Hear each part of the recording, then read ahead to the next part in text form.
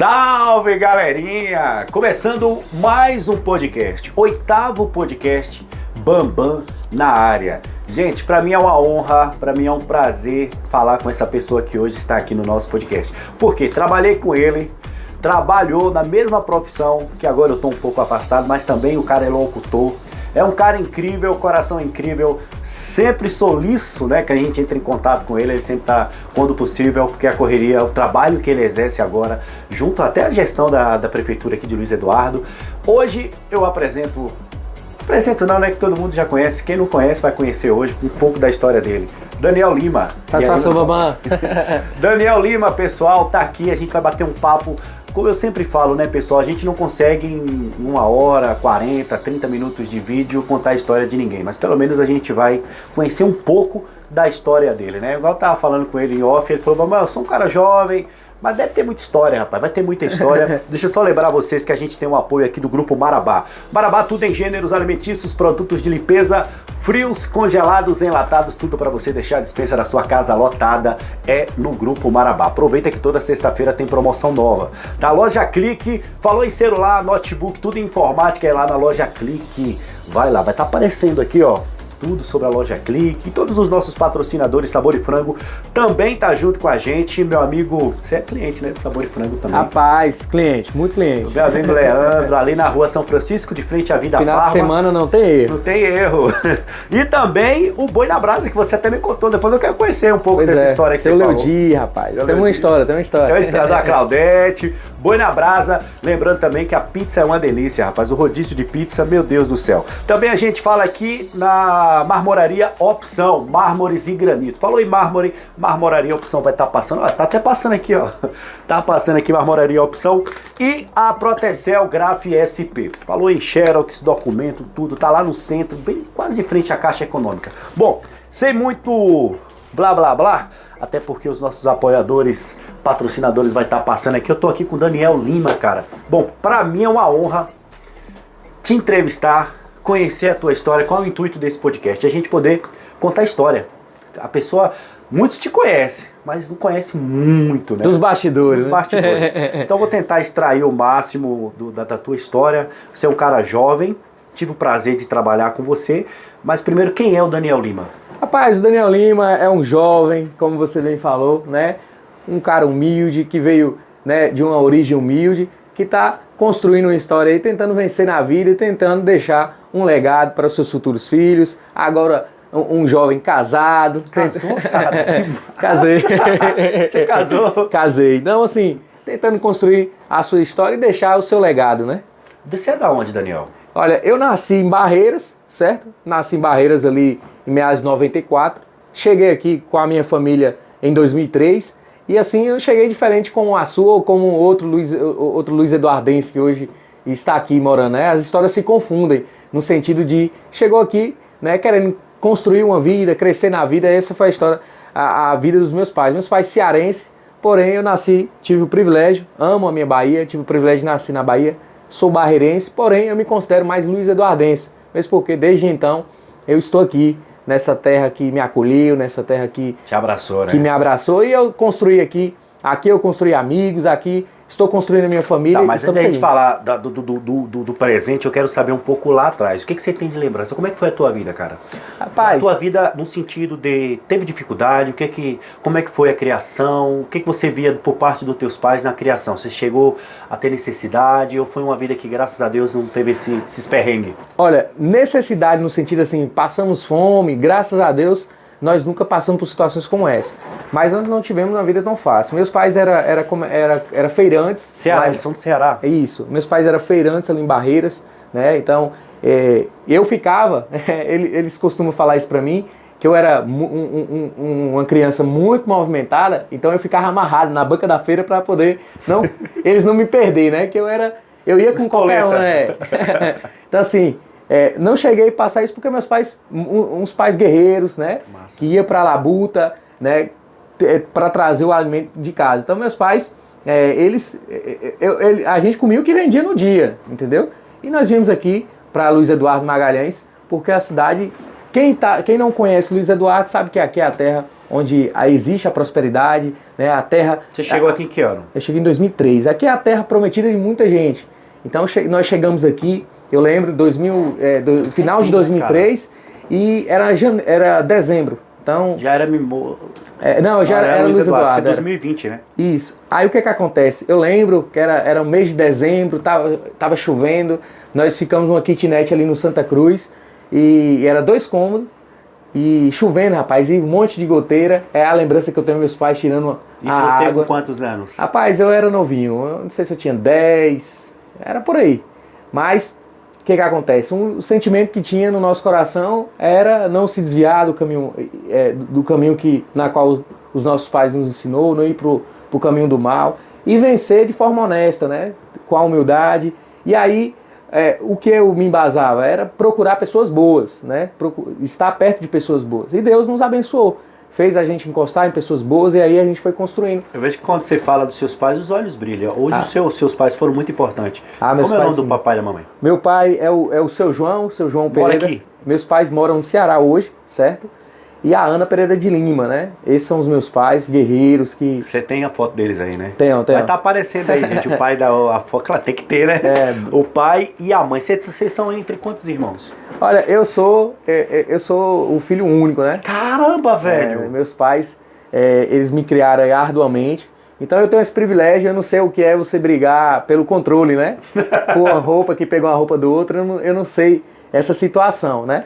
Mas meus pais arduamente também vêm... O Ceará é um estado, né, que está entre os 4 mais pobres do país. Positivo, é verdade. Então os meus pais, como se fosse o êxodo rural, né, o êxodo urbano lá do estado, que vem procurar uma nova vida, vem se aventurar e procurar oportunidades melhores. Foi nessa oportunidade que eu tive, né, o prazer de nascer aqui no estado da Bahia, em Luiz Eduardo, em Barreiras, e cresci em Luiz Eduardo Magalhães. Aqui eu estudei no Onero Costa da Rosa, aqui eu estudei no Constantino Catarina de Souza, que massa, né, e aqui, né, iniciei a faculdade também. Então, assim, a gente tem uma história que a gente construiu aqui.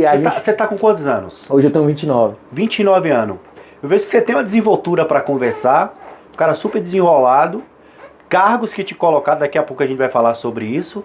E você deve isso ao estudo, às pessoas que você andava, porque você vê os jovens da sua idade hoje, cara, assim, você fala bem pra caramba, cara. Isso se dá pelo que você falou, né? Pelas pessoas, né?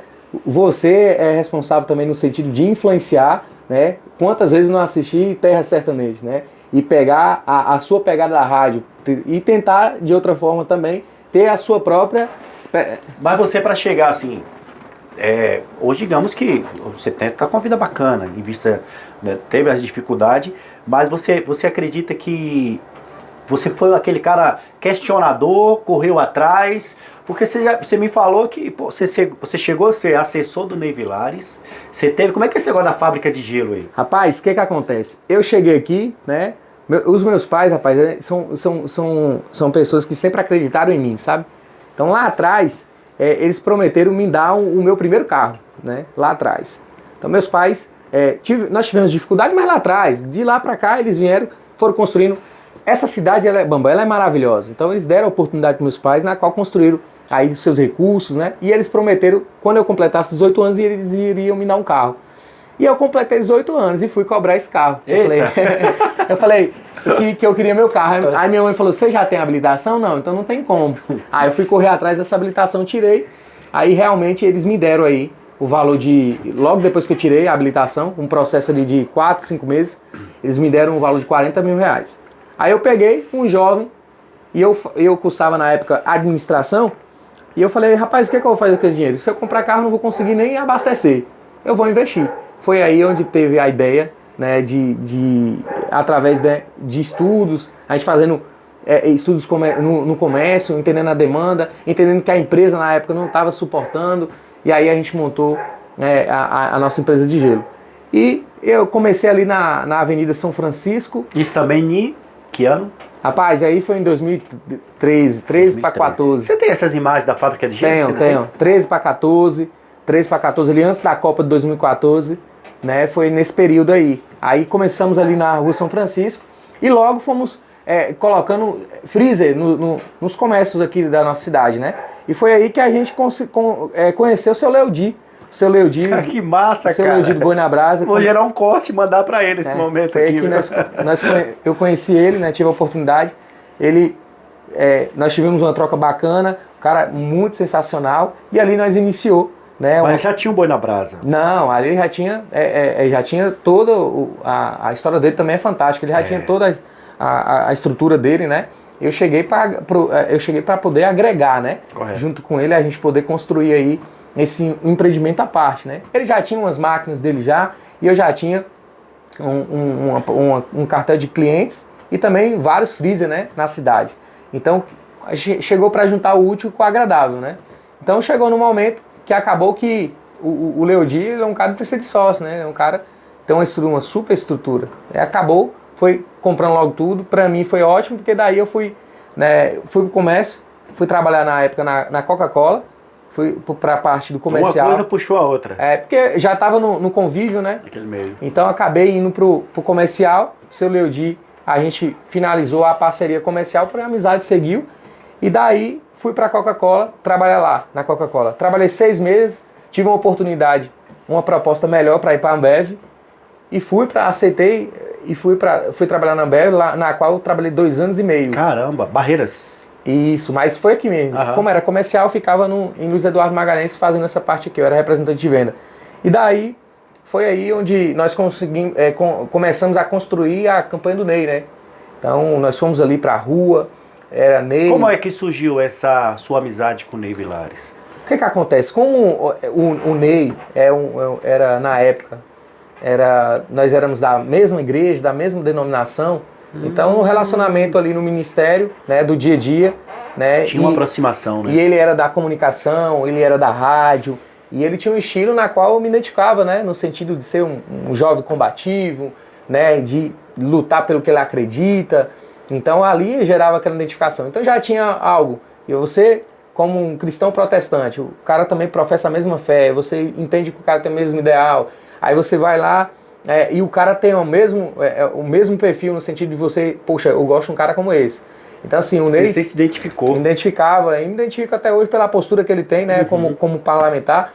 Então o que acontece? E ali a gente iniciou, né, o Ney, mais 10 pessoas no máximo, que foi pra rua, acreditou naquele cara na qual eu admiro bastante, tenho uma gratidão.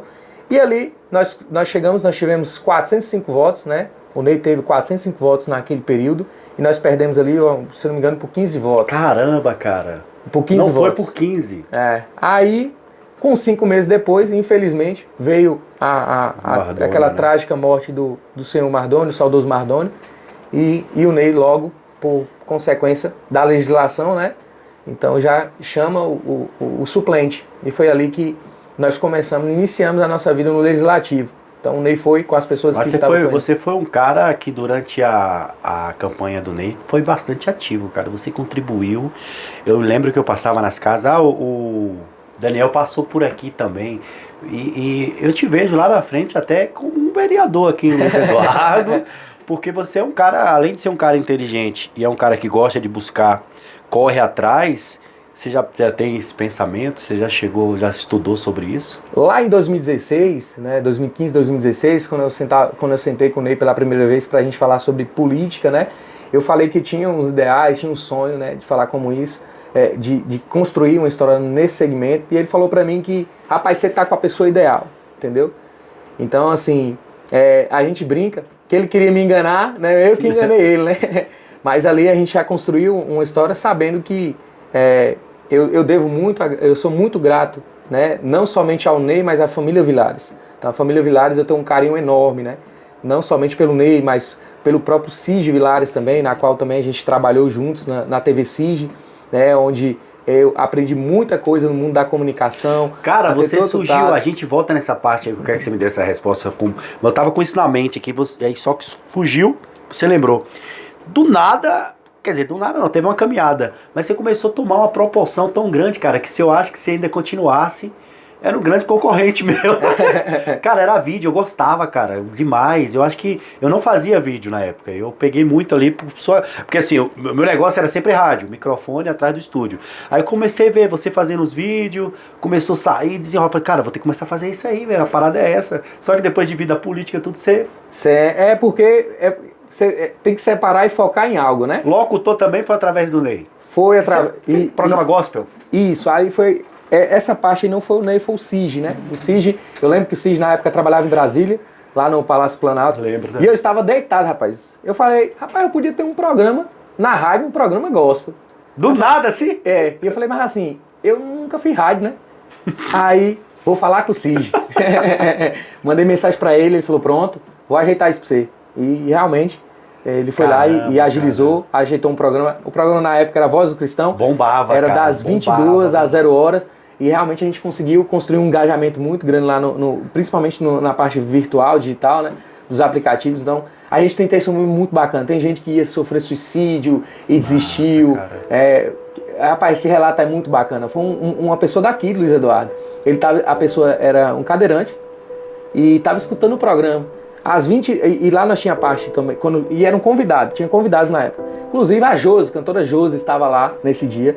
Eu convidei ela foi lá com um rapaz do Maranhão, que eu não conhecia, e o pastor, não sei se é o Wellington, pastor jovem, que eu acho que ele está na igreja, enfim, ele estava lá. Quando foi ali, às 23 horas que eu passei para o rapaz ministrar a palavra, o pastor, o jovem falou, tinha mandado uma mensagem no WhatsApp da rádio, falando que ia tirar a vida porque estava com problemas emocionais em casa e tal.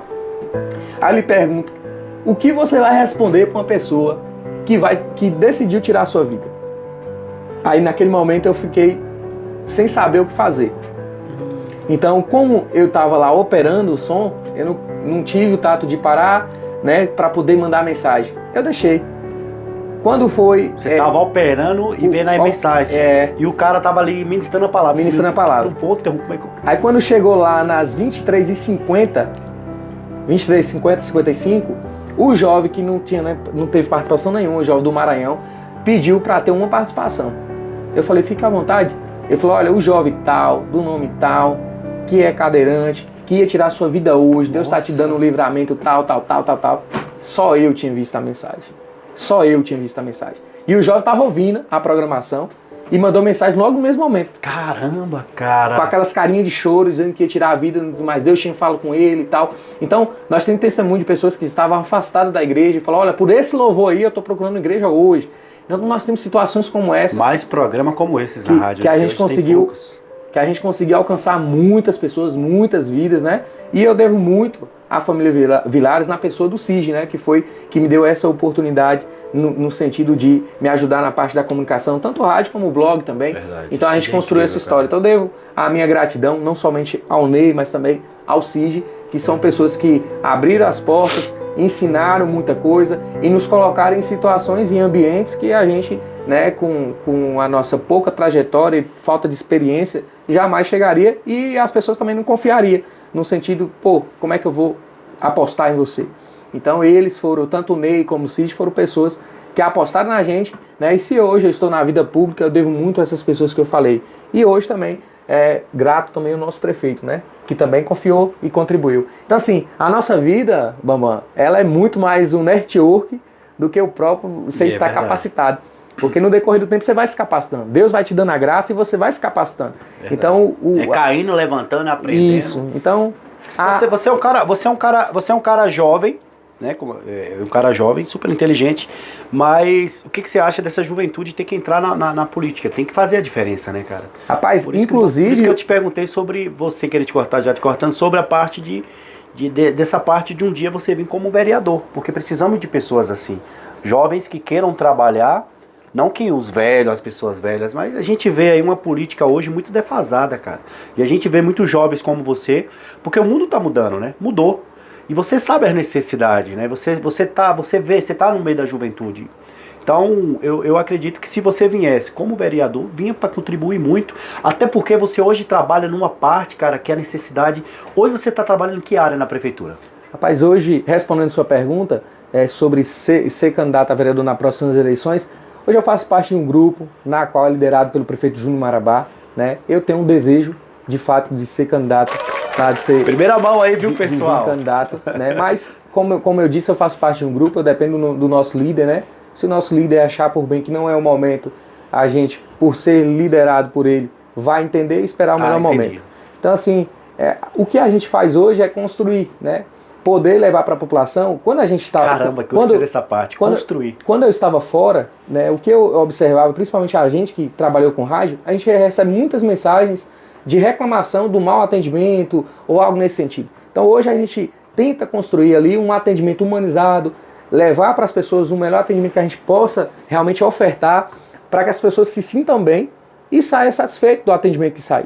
Então o que acontece? E hoje a gente tenta construir algo sólido, uma trajetória sólida, para que o nosso prefeito entenda que o programa que foi entregue para o Daniel Lima, rapaz, esse programa é pequeno, eu vou confiar algo maior lá na frente para esse jovem, ele vai fazer acontecer e vai fazer a nossa gestão dar mais certo do que vem acontecendo. Então, hoje eu construo, né, para que o prefeito possa ter essa confiança em mim e me dar um desafio maior. Eu não quero continuar no Bolsa Família lá em 2024, que eu tenho plena certeza que o prefeito vai ser reeleito, mas eu não quero continuar lá em 2024 como gestor do Bolsa Família. Eu quero passar esse bastão para até alguém da nossa própria equipe, que tem pessoas capacitadas hoje lá, que pode assumir e vai fazer um trabalho até melhor do que o Daniel. É uma área bem sensível, né, Daniel? Isso, é uma área bem sensível. A gente estava falando aqui em off, que você tinha me comentado, que é ali, me repete aquilo que você falou, é ali onde a gente vê a Real... Ali é o Luiz Eduardo Real, né? Ali é o Luiz Eduardo Real, na qual a gente vê, e a gente, antes eu tinha um preconceito até com o próprio programa. Certo. Mas hoje, fazendo parte do programa, eu entendo o quanto é importante o programa. Caramba, cara. De entender que impacta na vida financeira de muita gente. O que o governo deve fazer, e isso tem que ser através do governo federal em parceria com os estados e municípios, é a fiscalização das pessoas que estão recebendo de forma indevida. Que foi o que nós fizemos. Logo quando nós entramos aqui, nós fizemos logo uma varredura dos bairros nobres da cidade para ver o mapeamento de quem estava recebendo. Imagine você no Jardim Paraíso receber um Bolsa Família. Não é justificável. Então nós fizemos toda essa parte de levantamento para poder o benefício chegar para quem realmente precisa. Então teve essa sensibilidade do nosso prefeito junto à nossa equipe de poder fazer todo esse apanhado e realmente fazer que o benefício chegue lá para quem realmente precisa. Para quem realmente precisa. Daniel, tem vários empresários aí, né? Tem um empresário que eu sempre cito ele, não falo o nome porque ele não gosta de se identificar, que sempre ele me dá ali 10 cestas básicas, 5 cestas básicas, fala, Bambam, entrega para as pessoas que realmente precisam, entre outros. Esses dias eu trouxe aqui o Leonardo, não sei se você conhece, não assistiu esse vídeo, assisti. E ele também faz um trabalho social. E uma coisa que, assim, quando a gente leva para as redes sociais, para servir de incentivo para outras pessoas contribuir, porque gratidão gera gratidão, concorda comigo? Sim. Não é que você dá com a mão e mostra com outra. Se você não mostrar que você está fazendo um trabalho que sensibilize outras pessoas a ajudar, ninguém vai querer ajudar. Sim, sim. Mas aí a gente vê muitos comentários dessa forma. Isso aí não é trabalho para o cidadão, isso é o trabalho para a prefeitura fazer. Eu acho isso uma tremenda ignorância. E que não deixa de ser sendo feito. Por exemplo, nosso prefeito, por exemplo, quando pegou, não era entregue nem 1.000 cestas. Hoje é entregue mais de 1.500 cestas. Você pega uma Páscoa agora, foi entregue tanto as cestas, como foi entregue peixe, foi entregue ovo. Eu entendo. O que eu quero dizer é que não é nem falando, é porque a pessoa acha que a gente, para poder fazer algo, a gente tem que esperar. Claro, tudo bem, tem as gestões que fazem o seu trabalho, mas eu acho que se o cidadão de bem também não ajudar de certa forma, né, cara? Eu acho que é muito importante isso, né? Cada um contribuir. Não, sem dúvida. Não, e o lado bom que você faz por encargo, né? Além dos seus parceiros aí comerciais que te ajudam, você também ajuda muitos. E o lado bom é que você não usa por forma de politicagem, você usa realmente porque você quer fazer, ter um encargo de fazer o bem às pessoas, levar realmente a comida aos mais necessitados. Isso é o que é o mais importante. Teve algo na tua vida que te marcou? Rapaz, algo que te impactou, ou 2 ou 3, cara, o que vi na tua mente, ou 3, vamos, teve 5, fala. Teve só uma, teve algo assim que te marcou na tua adolescência, sei lá. O que me marcou mesmo foi a minha transição vindo pra cá, né? Minha transição vindo pra cá, pra Luiz Eduardo. E foi muito pra gente, hoje é fácil, tá entendendo? Mas você entender que aqui você já dormiu no chão, Luiz Eduardo, você entender que aqui você já escolheu entre almoçar ou jantar, né? Hoje é fácil você poder comer no Boi na Brasa. Você ter dinheiro de comer no Boi na Brasa, em tantos outros restaurantes aqui massa. Mas já teve um momento nessa cidade que a gente já dormiu no chão. Já teve um momento nessa cidade que a gente já então, mas aí eu tinha te perguntado, lá em Barreira foi suave. Mas aqui, isso Luiz sozinho. Eduardo, que você... É porque chegou um momento que meus pais foram embora pro Ceará. Ah, não, achei que você tava com teus pais aqui. Não. Aí, o que acontece? Eu sempre fui aquele cara que eu quero construir a minha história. Eu quero ter os meus erros, os meus acertos.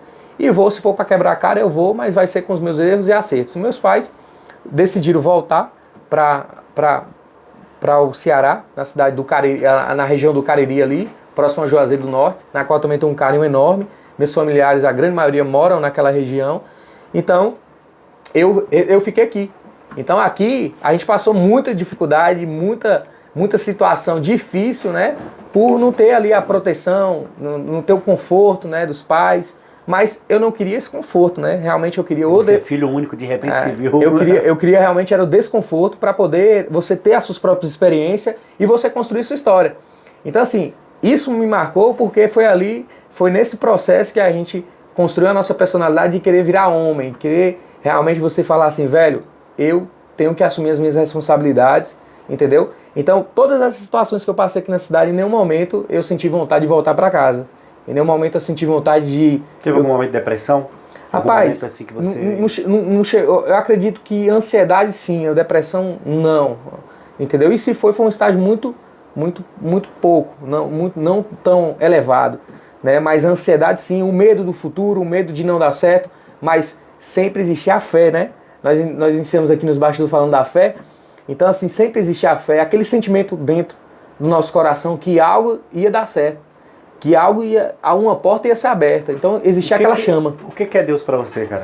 Rapaz, Deus pra mim, Ele é minha base, Ele é meu tudo, né? Hoje eu sou um filho amado, eu tendo essa paternidade em Deus. Deus pra mim é a inspiração de você não desistir, sabendo que Ele vai dar a graça para que, por mais que as dificuldades que a gente vai passar, por mais que seja as batidas que a gente vai ter no decorrer da nossa jornada, Ele vai dar o escape, Ele vai dar o bálsamo necessário para que a gente possa passar, para que a gente possa romper. Então o que você pode falar até para quem está assistindo, que naqueles momentos de dificuldade, Deus é a única saída? A única saída, entender que por mais que existam momentos, mas isso faz parte da nossa história, mano. Mas se fosse só coisas boas, o que a gente poderia falar? Então as feridas a gente tem que ter, Boa. A gente tem que ter algo para poder falar, para passar para os nossos filhos. Entendeu? Os grandes guerreiros da Bíblia tiveram que enfrentar Golias, né? Isso. Tiveram que passar por batalhas. Então a gente tem essa resiliência. Então nós viemos aí e estamos construindo isso. Então até estar onde eu estou hoje, né, à frente de um programa tão importante que é o programa Bolsa Família, a gente teve que construir muito, teve que lutar muito lá atrás. Então a gente teve que se doar muito. Então, assim, e muitas vezes até arriscar a sua própria vida no sentido das pessoas, que existe muita gente maldosa. Tem. Então as pessoas, para poder acabar com a sua vida no sentido... E hoje acabar a vida não é tirar a sua vida, não. Às vezes não quer que você, jamais que você morra, mas você acabando com a sua moralidade, na qual você não consegue nem chegar num lugar que as pessoas não vão conseguir te receber bem, isso já... Cara, esse podcast é uma coisa que a gente acaba conhecendo as pessoas de uma forma... Quando a gente acabar aqui, eu vou sair com um pensamento de você totalmente diferente, cara. Impressionado mesmo. Porque a gente conhece, mas a gente não tem aquele espaço da gente poder conversar, né? Então, um cara super inteligente. Cara, você vai longe, bicho. Pois Qual é o teu sonho? Rapaz, meu sonho é... Eu sigo princípios bíblicos no sentido de você construir sua família, né? Então... Hoje eu decidi a seguir seu exemplo, né? Ser um homem casado. Então hoje eu tento construir uma família sólida. Casou de aliança e tudo. Aliança e tudo. Aqui, ó. Como é que tá essa vida de casado? Rapaz, nós tá na fase boa ainda, né? Você que tem que me falar, quando é que começa os entraves mesmo? Cara, eu digo por experiência, eu tava comentando isso hoje, por sinal, mais cedo, que o poeta dos caminhoneiros, cara, quero aproveitar aqui, mandar um abraço pro poeta, casou hoje, e ele me mandou uma mensagem lá do Boi na Brasa, só que foi um pouco cedo, não teve, falou, tô aqui com a esposa, e mostrou lá o negócio do papel do casamento, me casei, e aí, Me fala aí sobre o casamento. Falei, cara, depois que é bíblico, né? Depois que você casa, cara, as coisas mudam demais. Transformador, transformador. Tudo é então, assim, benção, cara, é benção. Respondendo sobre sonho, então, eu sonho então uma vida, uma família estruturada, né? Uma vida financeira estruturada. A Daniela. E deixar um legado, entendeu? Eu preciso deixar um legado, entendeu? Até para as nossas gerações e meus futuros filhos. Eu preciso deixar um legado. E quando eu falo legado, eu não estou falando de dinheiro, não. Entendeu? O dinheiro nunca me norteou. Então, o que eu quero deixar é uma história, entendeu? De uma história batalhadora, facilitar muita coisa para minhas futuras gerações, não ter que passar o que eu tive que passar, mas também não estou reclamando, porque o que eu passei foi o que me formou o Daniel que está aqui hoje, né? Tendo a oportunidade, né, de estar conversando com você. Então, assim, a gente passou por situações, mas sempre com um sentimento que era provisório, que iria passar e que a gente ia vencer, né? E a gente não chegou nem ainda o que a gente deseja, o que a gente sonha, né? A gente tem um processo muito grande aí para passar, onde a gente depende de pessoas e principalmente depende de Deus. Então, se a gente se coloca em dependência de Deus, a gente pode descansar o coração que vai dar tudo certo. Você contribui muito, quando eu falo contribuir, claro que eu contribuo, mas assim, você tem como a gente falou, o cargo, mas você faz a mais do que você foi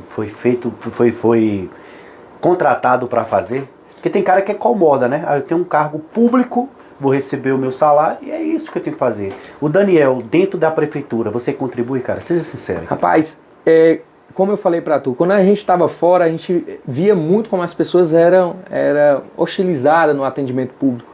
Então, você chega no departamento público e tá lá aquela lei, né? Que a lei do servidor do desacato, né? Isso. Aquilo ali, meu olho chega a sangrar quando eu vejo uma situação daquela. Então, qual é o nosso intuito? Realmente se doar para a população. Então, se a gente está, o nome já fala, servidor, né? Está para servir as pessoas. Então, a gente se coloca numa situação da gente dar o nosso máximo. Por isso que eu falo, caso a gente conseguir estar representando lá no Legislativo, a gente vai doar a nossa juventude para a nossa cidade. A gente vai gastar toda a nossa energia que a gente tem como jovem para fazer realmente situações que hoje a gente vê que não acontece, a gente se doar.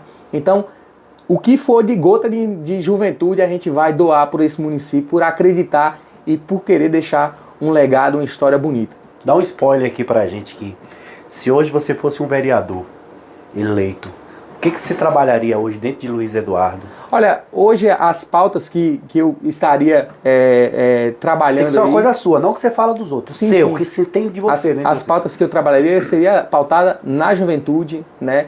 E principalmente no público na qual faço parte e eu falo hoje, que são as famílias da extrema pobreza, né? Então, hoje eu tenho algumas ideias na qual eu quero apresentar para o prefeito, se caso a gente consiga ter êxito lá na frente, e se caso também a gente apresenta para ele também, sem problemas, algumas situações que dá para a gente fazer, né? Eu falar aqui de projetos, eu posso antecipar e um vereador pega e, né? É verdade, é verdade. Mas assim, eu tenho uma ala da juventude e tenho essa ala dos beneficiários, que eu tenho algumas ideias que dá para fazer, que acontecem em alguns municípios, que dão certo, que dá para o município desenvolver essas políticas públicas voltadas principalmente para as mães solo, principalmente para os filhos órfãos. Então a gente tem algumas políticas públicas que a gente tem e vê que não é algo da nossa cabeça também, são políticas públicas que dão certo em grandes cidades. Então, nossa cidade é uma cidade de porte grande, então por que nós não desenvolvemos aqui? Mas para isso, precisa ter voz, para poder não somente apresentar, como cobrar, e principalmente ter um prefeito sensível, que é o que nós temos. Nosso município aqui, há mais de 20 anos, nunca teve aqui prioridade para os beneficiários, colocarem os beneficiários do Bolsa Família, ter prioridade nas vagas da creche. O nosso prefeito é sensível a isso. Hoje, na nossa gestão, é prioridade. Os beneficiários do Bolsa Família, eles têm prioridade ao acesso às creches, à vaga das creches, entendeu? Por entender que são famílias da extrema pobreza. Qual é a sensibilidade do nosso prefeito? Ele entende que aquelas famílias ali não têm o que comer. E sabe que, estando na creche, pelo menos as 5 refeições aquelas crianças terão. Então, a gente apresenta situações como essa e o prefeito ele é sensível. Isso é o que é massa. Não, você não trabalha numa gestão na qual o prefeito é insensível, na qual ele nem te recebe. Pelo contrário, quando ele recebe situações como essa, ele abraça e faz acontecer. Então, são pautas como essa, tanto a parte social, né, como a parte da juventude, que hoje eu não vejo representante da juventude, né, mesmo porque os vereadores eles têm as suas pautas e eles estão certos de defender o que eles acreditam e o que chegaram e o que fizeram eles chegar lá. Então não adianta eles quererem reinventar a roda, eles têm que realmente fazer o que eles acreditam nesse sentido, né? Não seria uma crítica aos legisladores do nosso município, mas eu acredito que as pessoas têm que lutar pelo que acreditam. E eu sou um cara como esse, que luta pelo que eu acredito. Então, hoje eu vejo a nossa juventude órfã de liderança, no sentido, falando do legislativo. Eu acho que precisa ter pautas voltadas à nossa juventude para que possa nascer esse espírito até de mudança dos próprios jovens. Hoje você vai conversar com a nossa juventude, eles não querem nem falar de política, porque para eles é um tema chato, mas é o que norteia a nossa vida. Então nós precisamos ter jovens mesmo que queiram participar, porque o Daniel, como qualquer outros, irão passar. Então nós precisamos de realmente jovens aguerridos para que eles possam tomar esse protagonismo e fazer acontecer. Então seria voltar a essas pautas, tanto o meu público, que é o público dos beneficiários, o público da extrema pobreza mesmo, ter esse olhar social, né, como também a nossa juventude. E como eu falo, o que a gente tem de gota de juventude, a gente vai gastar em prol dessas pautas do que nós acreditamos. Daniel Lima, antes da gente finalizar aqui esse nosso bate-papo, eu queria aproveitar e falar o seguinte. Você tinha comentado sobre a dificuldade no início que você veio para cá. Em algum momento, é uma pergunta meio vazia, porque eu sinto, quando você fala de Luiz Eduardo, você fala com amor.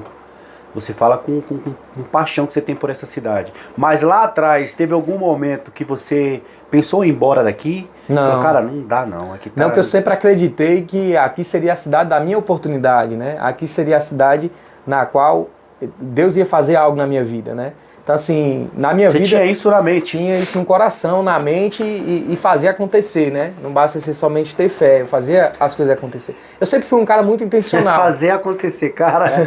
Não adianta você ter uma coisa na mente e deixar e não poder. Você trabalhou pra isso, né, Eu cara? sempre fui um cara muito intencional. Então, eu trabalhei com ele sabendo, velho, lá na frente eu vou ser candidato a vereador. Né? Eu sempre fui um cara muito intencional, eu acredito nisso. Apanhei muito por conta disso também, entendeu? Você, às vezes, quando você é verdadeiro demais... você acaba, né, comentando, você acaba ferindo outras pessoas sem perceber. No sentido de você falar demais dos seus sonhos, dos seus planos, e algumas pessoas não aceitam e não entendem essa realidade. Então, você assim, falaria dos seus pais, eles não aceitam? Hã? Seria seus pais? O que eles falam sobre isso? Não. Dessa área que você tá? Os meus pais, eles sempre me abraçaram qualquer decisão que eu tomasse, né? A minha mãe, ela fica meio assim no sentido da exposição, né? Teve situações na qual a gente é ridicularizado, né, por ser servidor, e tem situações que a gente tem que passar que, se a gente não se preparar emocionalmente, a gente acaba Tem que ter uma preparação, né, realmente. Daniel? Então, se a gente não ter esse preparo emocional de entender que faz parte, não deveria, mas faz parte, a gente realmente cai numa depressão, numa ansiedade e você não sai nem da cama. Mas o que acontece? Situações como essa chegam realmente para nos dar a musculatura necessária para que a gente possa romper na vida, porque se não for para seguir nessa área, tem tantas outras áreas na vida que a gente vai precisar ter resiliência. Então a gente usa situações como essa para a gente possa ter musculatura emocional, para que a gente possa ter a experiência necessária para que não possa desistir, né, na primeira barroada, desistir na primeira topada e se seguir sabendo que vai dar certo. Com certeza. Se você pudesse deixar um recado para quem está nos assistindo, rapaz, o que você poderia falar? Não desistir, né? Entender que a vida ela é de altos e baixos, ela é uma roda gigante de fato, né? E entender que você tem que fazer a sua parte no sentido de fazer acontecer as coisas. Então, o sentimento que a gente faz, que a gente fala... Quando você tenta fazer e nesse percurso você cai, levanta e cai, não é por isso que muita gente acaba na tristeza, porque parece que nada dá certo. É quedas e quedas e quedas. Todas as vezes que eu caí, primeiro eu tentei entender o que me fez ter caído. Boa. Mas todas as vezes que eu caí, a partir do momento que eu entendi quais foram os motivos que me levaram àquilo, eu não desistia. Eu seguia, porém, não fazendo as situações que me fizeram cair. Então, cair e levantar faz parte da vida. O que a gente tem que ter é a resiliência necessária, né? De saber que vai dar certo e a gente tem que primeiro acreditar e fazer acontecer. Tem algo que você quer falar, que não foi falado? Que você rapaz, aqui a gente chegou a abrir o coração, né? Eu estou bem tranquilo, não, mas estou muito satisfeito. Cara, eu queria agradecer mais uma vez você. Tem um jovem que tá ali, quem é aquele rapaz? Davi, é o rapaz. Davi, o jovem ali Davi tá nos aqui. bastidores. Davi é nome de rei, né? É, Davi, rapaz. Vai ser pai agora. Ê, Vai ser Davi! pai. 5 meses aí. Daqui um tempo é você, cara. Ah, ô, rapaz. Tomara, viu? Tô torcendo. E eu sinto que vai ser de trigêmeos. Tomara. Meu sonho é ser pai também. Um dos meus sonhos é ser pai. Mas é isso, bom. A gente se colocar à disposição, né? Independente de política, é o que eu como falo. Quando tem uma indagação de qualquer morador de Luiz Eduardo, a gente tenta resolver, não é nem para questão de política, não. É fazer... A população consegue chegar até você? Consegue. Como consegue chegar até Rapaz, você? além das nossas redes sociais, a gente tem Boa, o nosso, rede social boa. nosso WhatsApp, que é o 9933-6228, 9933-6228. A gente está lá. Qual? Qual que é o WhatsApp? O WhatsApp. 99933-6228. A gente está lá. Vai aparecer aí embaixo, pessoal. Vou estar colocando aí na tela aí. Já deve estar na tela aí para o pessoal aí. Já pega. Pronto. E deixa eu aproveitar, Daniel. Nossa, deu um branco aqui. Sim, uma coisa que eu acho muito bacana, que assim, além de você ter uma demanda muito grande, eu quero deixar isso registrado. Toda vez que eu mando alguma mensagem, você sempre responde, cara. Você sempre é um cara ali, o que você pode, você faz, o que não pode também não tá ao meu alcance. Mas você tem essa sensibilidade e isso é muito bacana, cara. Continua desse jeito. Maravilha. É como eu falei, a gente foi para as ruas lá em 2020, lá, 2019, 20, e a gente foi com aquele sentimento de mudança, né? Então, quando eu vejo hoje um morador de Luiz Eduardo que quer ter acesso ao serviço público, que quer que uma demanda dele seja atendida, a gente corre mesmo para que seja feito. Não é nem no sentido de você querer algo em troca, não. É porque você foi para a rua para fazer dar certo. Boa. Então, quando você vê aquele trem lá que não está dando certo, você fala, poxa, eu tenho que fazer algo. Porque algo internamente da gente, a gente é cobrado. Poxa, a gente lutou por isso. Então, cara, assim, mais pensamentos como esse. Eu preciso que nossa gestão dê certo porque a gente foi pra rua. Rapaz, imagina eu chegar lá em meados de 2024, como eu vou pedir voto no nosso prefeito, e as pessoas falar que, rapaz, nem consegui falar com você, eu consegui. É, complicado. Você nem me atender, atendia.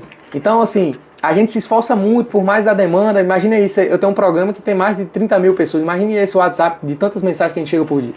Então a gente se esforça bastante para poder... Muita mensagem. É muita mensagem. Então a gente se esforça bastante para poder atender essas pessoas, tanto presencial, na qual a gente dá prioridade total, como virtual através das redes sociais e do WhatsApp. Então assim, existe esse sentimento de mudança e a gente tenta ao máximo fazer a nossa gestão dar certo. Então, para essa cidade dar certo, a gente precisa que o nosso prefeito dê certo. Então a gente trabalha nesse sentido. Isso. É muita mensagem, mas não é cansativo para você, né? Porque parece que você faz isso com amor, né, cara? É como eu falo, da mesma forma...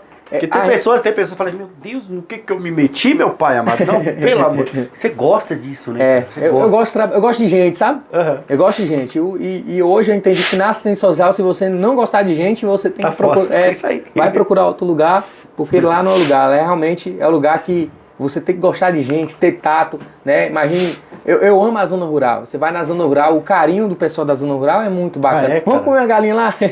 Pra você ver, sentir ali o carinho. E as pessoas, elas realmente são pessoas realmente que acolhedoras, sabe?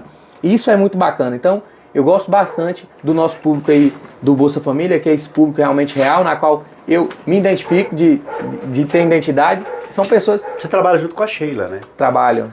A minha chefe. A sua chefe é a Sheila, que tá fazendo um trabalho incrível também, né, cara? Sim, sensível. A nossa secretária é fantástica no sentido das políticas públicas que foi adotada. É como eu falo, né? Por mais que a nossa secretária é esse ser fantástico, mas nós precisamos de um prefeito sensível.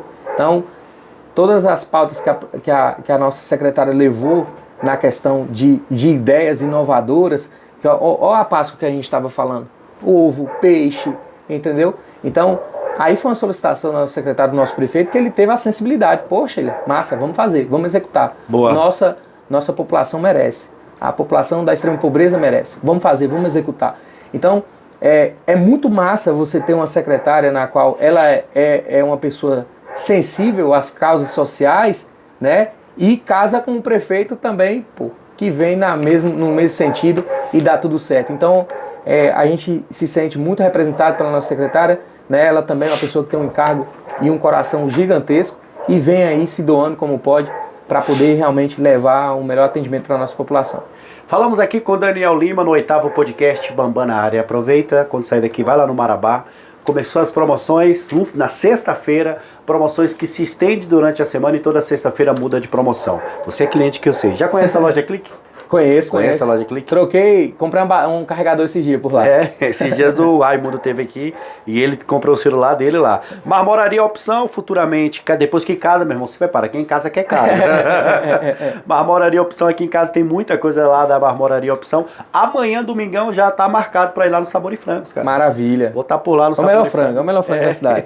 Não sei qual salão você dá um trato, mas uma hora quando você puder, vai lá no Clube do Macho. Né? Massa, onde fica? Fica ali na São Francisco, do lado da Metal Box, na principal. São Francisco, onde é? Rua São Francisco, lembrei ali, aqui. colado com a Metal Box. Aí tem a Protecel Grafos SP da minha amiga Marta também, que tem um trailerzinho que fica ali de frente à Caixa Econômica. Mais uma vez, caiu o papelzinho aqui, a gente pega. Valeu, pessoal, fica com Deus. Valeu, Daniel, mais uma vez. Precisar, estamos aí, meu irmão. Valeu.